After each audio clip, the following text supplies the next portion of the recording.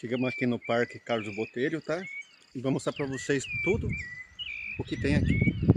É um parque muito grande, muito bonito, tá? E vou mostrar para vocês alguma coisa daqui. Olha só.